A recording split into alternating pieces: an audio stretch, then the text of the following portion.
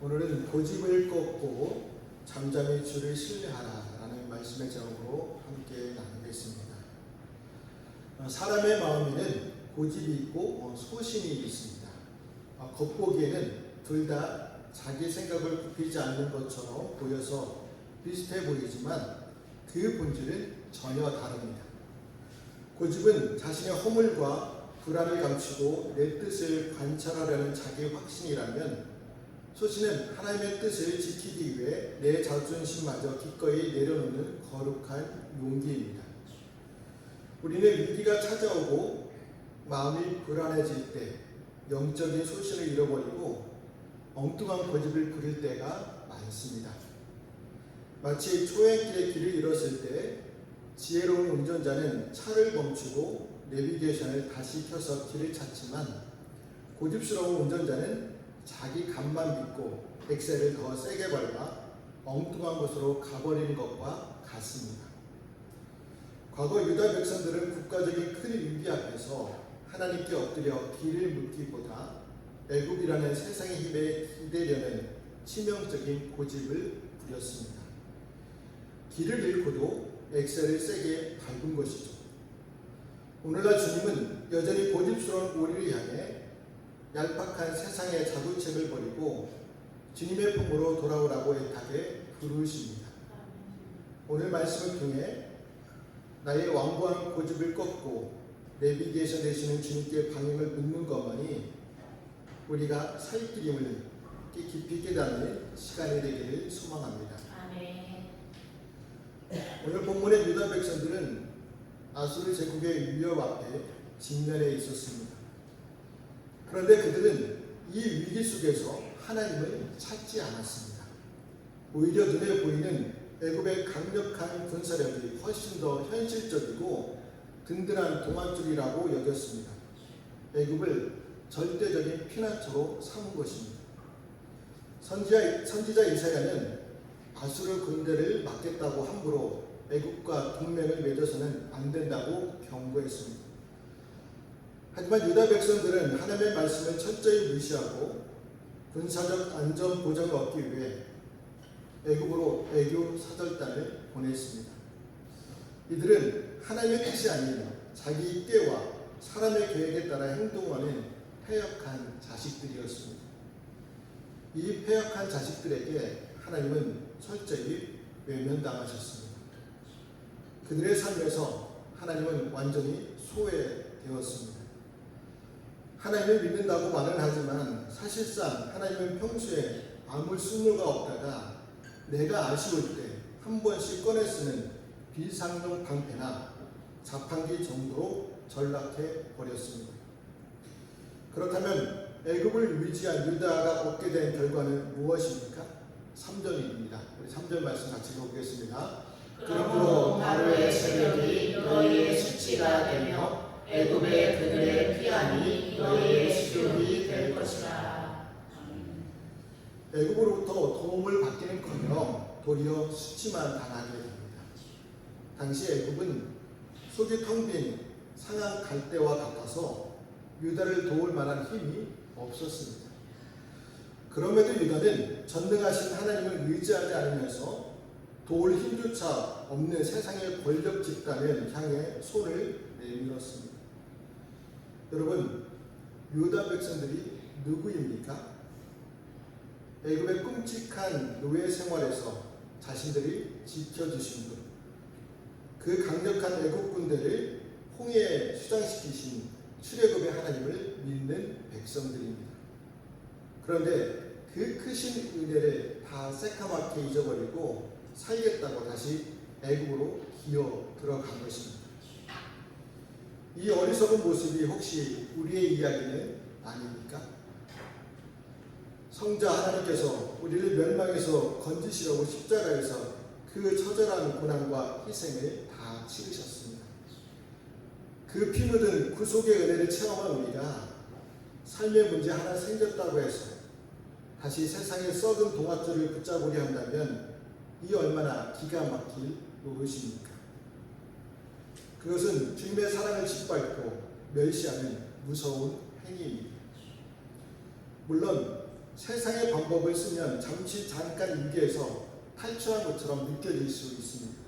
그러나 그것은 사막의 뜨거운 열기를 나뭇잎 한 장으로 가리려는 것처럼 어리석은 일이며, 폭풍과 홍수가 몰아치는데 모래 위에 집을 짓고 안심하는 것과 같습니다.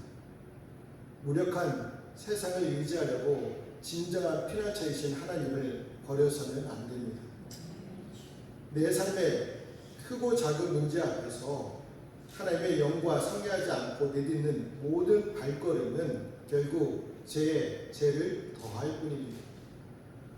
오늘 내가 두려워하는 문제 앞에서 내가 간절히 의지하고 간택받기를 바라는 그 세상의 동아줄을 향해 우리 주님은 과연 어떤 평가를 내리실까요? 주님의 눈에 그것은 금방이라도 툭 끊어져 버릴 썩을 동아줄이요, 거센 풍랑이 일면 흔적도 없이 사라질 허망한 모래섬에 불과할 뿐입니다. 참된 구원자이신 하나님을 곁에 두고도 결코 나를 끝까지 책임져 주지 못할 세상의 헛된 힘에 매달려 애태우는 우리의 모습을 보며 주님은 얼마나 깊이 애통해 하시겠습니까? 하나님의 백성은 힘들고 어려울 때일수록 세상이 아닌 참된 피난처이신 하나님만을 신뢰해야 합니다.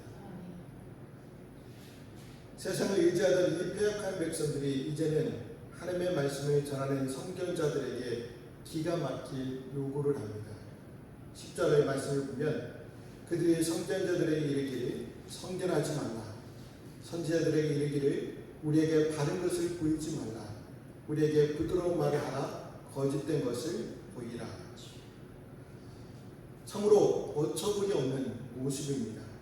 우리에게 바른 말을 하지 말고 듣기 좋은 부드러운 말만 해라, 차라리 거짓을 말하라, 이스라엘의 거룩하신 이가 우리 앞에서 떠나시게 하라 라고 강짜를 부릅니다. 사실 어른인 저도 병원 중에 치과 가기를 굉장히 두려워합니다. 신경치료를 할 때 들리는 그 기계 소리만 들어도 온몸이 긴장되곤 합니다. 그런데 이가 너무 아파서 치과에 온 한 아이가 있다고 생각해 보세요. 의사 선생님이 충치가 깊어서 신경치료를 해야 한다고 진단하자 아이가 울며 때렸습니다. 선생님, 제발 충치 없다고 거짓말 해주세요. 그냥 진통제만 주시고 사탕 마음껏 먹어도 된다고 달콤하게 말해주세요. 만약 의사가 아이가 우는 게 불쌍해서 진짜 그렇게 거짓말을 해준다면 어떻게 될까요? 어린아이는 결국 다 썩어 문드러져 이를 다 뽑아내야 할 것입니다. 오늘 본문의 유다 백성들이 바로 이 철없는 아이와 똑같았습니다. 영혼이 시커멓게 썩어가고 있는데 강단에서 죄를 찌르고 회개를 촉구하는 영적 신경치료는 아프고 부담스럽다며 길을 틀어 막은 것입니다. 사실 세상의 축복과 칭찬의 말을 싫어하는 사람은 아무도 없습니다. 죄를 짓고 있는 사람조차도 내심 위로받고 칭찬받기를 좋아합니다. 하지만 벼랑 끝으로 달려가는 악인에게 충고와 책망 대신 아첨과 축복의 말을 하는 것은 그를 영원히 멸망하게 등 떠미는 것과 같습니다.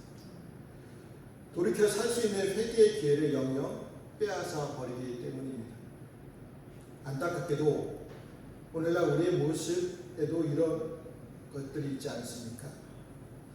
책망과 회개의 메시지보다 내게 듣기 좋은 축복과 위로의 메시지만을 바랍니다. 목회자가 강단에서 죄를 지적하고 회개를 촉구하면 불쾌하게 여기고 왜 그렇게 부담스러운 설교를 하냐며 항의하기도 합니다.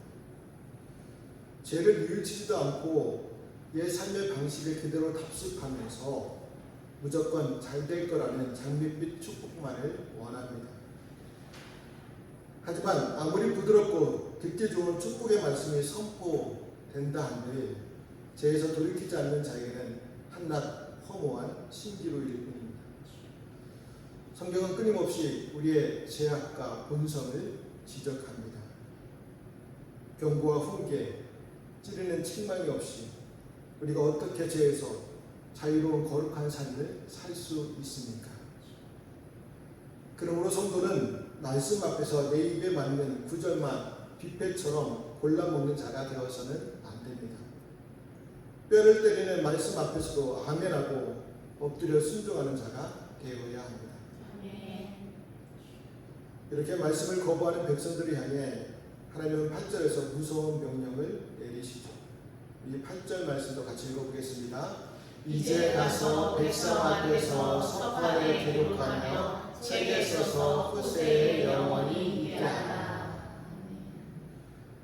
왜 굳이 기록으로 남기라고 하셨을까요? 훗날 이 세대에 임한 철저한 멸망이 하나님의 능력이 부족해서가 아니라 끝까지 말씀을 거부한 언약 백성의 불신과 고집 때문이었음을 온 천하에 증명하기 위해서입니다. 유다 백성이 얼마나 패역했는지 역사 앞에 문서로 도장을 찍어 변명하지 못하게 하셨습니다. 요한계시록 20장을 보면 하나님의 보좌 앞에는 구원받을 자들의 이름이 적힌 생명책과 인간의 모든 행위가 낱낱이 기록된 행위의 책이 펼쳐져 있다고 합니다. 이 책에는 분량의 제한이 없습니다. 우리의 모든 언행 심사가 빠짐없이 기록되어 있고 심판날에 명백한 증거로 드러납니다.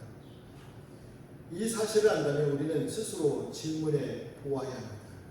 주님은 오늘 나의 삶과 우리의 모습에 대해 그 책에 무엇이라 기록하고 계십니까? 우리는 언제 어디서든 코람되어 즉 하나님 앞에서 행하는 것처럼 살아야 합니다. 악은 어떤 모양이라도 버리고 불의와 타협하지 않으며 오직 진리와 의의 자리에 서는 거룩한 백성이 되시기를 바랍니다. 말씀을 없음여기고 세상의 허망한 것을 붙잡으려 했던 유다의 끝은 참혹했습니다. 13절과 14절을 보면 마치 불쑥 튀어나온 담벼락이 장마철에 숲길에 머물고 있다가 어느 날 갑자기 무너지듯이 유다 왕국도 순식간에 붕괴되고 맙니다. 토기장이가 잘못 빚은 그릇을 사정없이 산산조각내듯이 하나님의 어미하신 심판이 임했습니다. 그들의 비참한 현실이 17절에 나옵니다. 적군 한 사람이 꾸짖으면 유다 군사 1000명이 기겁하며 도망치고 5명이 꾸짖으면 온 군대가 다 뿔뿔이 흩어졌어. 결국 예루살렘에는 텅 빈 산꼭대기에 외로운 깃대 하나만 남게 되리라는 무서운 예언입니다. 하지만 여러분, 그 무섭고 철저한 진노의 선포 한가운데서 하나님은 15절을 통해 기적 같은 마지막의 구원의 길을 열어주십니다. 우리 함께 15절을 읽고 말씀을 마음에 새겨보겠습니다. 주 여호와여 이스라엘의 거룩하신 이가 이같이 말씀하시되 너희가 돌이켜 조용히 있어야 구원을 얻을 것이요 잠잠하고 신뢰하여야 힘을 얻을 것이거늘. 너희가 돌이켜 조용히 있어야 구원을 얻을 것이고 잠잠하고 신뢰하여야 힘을 얻을 것이다. 등산 전문가들은 깊은 산속에서 길을 잃고 조난을 당했을 때 절대 해서는 안 될 행동 1원칙이 있다고 합니다. 그것은 바로 불안함에 쫓겨 이리저리 뛰어다니는 것입니다. 살겠다고 당황해서 계속 움직이면 체력만 고갈되고 구조대가 더 찾기 힘들어집니다. 가장 완벽한 생존 법칙은 제자리에 멈춰 서서 체력을 보존하며 구조대를 잠잠히 기다리는 것입니다. 애굽을 향해 미친 듯이 달려가던 그 조급한 발걸음을 당장 돌이켜 주님 품에 조용히 머물라 하십니다. 세상의 힘을 구하려던 인간적인 꾀를 내려놓고 잠잠히 하나님을 신뢰할 때 진짜 힘을 얻을 것이라고 애타게 부르십니다. 하지만 유다 백성들은 이 마지막 은혜의 초대마저 거절합니다. 아니라 우리는 말 타고 도망하리라 하며 고집을 피웁니다. 모든 것을 다 잃어버리고 완전히 깨어질 때까지 절대 고집을 꺾지 않고 거역하는 이 끈질긴 완악함, 그것이 바로 이스라엘의 모습이자 우리의 실상입니다. 이 완악함 앞에서 우리는 심판받아 마땅한 죄인임을 고백할 수밖에 없습니다. 잠잠히 있다는 것은 결코 아무것도 하지 않는 게으름이 아닙니다. 잠잠히 있다는 것은 하나님을 향한 가장 강력한 믿음의 표현입니다. 자기 힘으로 어찌할 수 없는 위기 앞에서 내 힘으로 뚫고 나가려는 무모한 교만한 노력을 내려놓는 것입니다. 오직 하나님이 나를 도우실 수 있음을 굳게 믿고 엎드리는 태도입니다. 우리가 이 위기 속에서 분주함을 멈추고 주님을 잠잠히 바라볼 때 하나님은 반드시 우리를 건져주시고 그 평안이 깨지지 않도록 평안을 평강으로 지켜주십니다. 아멘. 이제 말씀을 맺겠습니다. 유다는 벼랑 끝 위기 속에서 살 길을 찾아 애굽을 향해 미친 듯이 달려갔지만 하나님은 지금 당장 발걸음을 멈추고 내게로 돌아오라고 부르십니다. 여러분, 믿음이란 세상에 더 강한 힘을 끌어모으기 위해 이리저리 분주히 뛰어다니는 것이 아닙니다. 믿음은 하나님 앞에서 나의 헛된 발걸음을 멈춰 서는 것입니다. 내 삶의 주도권과 인생의 운전대를 온전히 하나님께 내어드리는 일입니다. 너도 나도 무한 경쟁 속에서 뒤처질까봐 조급하게 달려가는 이 세상 속에서 십자가 앞에 잠잠히 엎드려 멈춰 서는 것이야말로 이 시대를 거스르는 그리스도인의 위대한 영적 저항입니다. 이번 한 주간 내 머릿속을 맴도는 복잡한 계산과 조급함을 십자가 앞에 모두 내려놓으십시오. 애굽이라는 헛된 피난처를 가감히 버리고 오직 하나님만을 잠잠히 신뢰하십시오. 그때 비로소 하늘로부터 임하는 참된 구원과 새 힘을 얻게 될 줄 믿습니다. 아멘. 기도하겠습니다.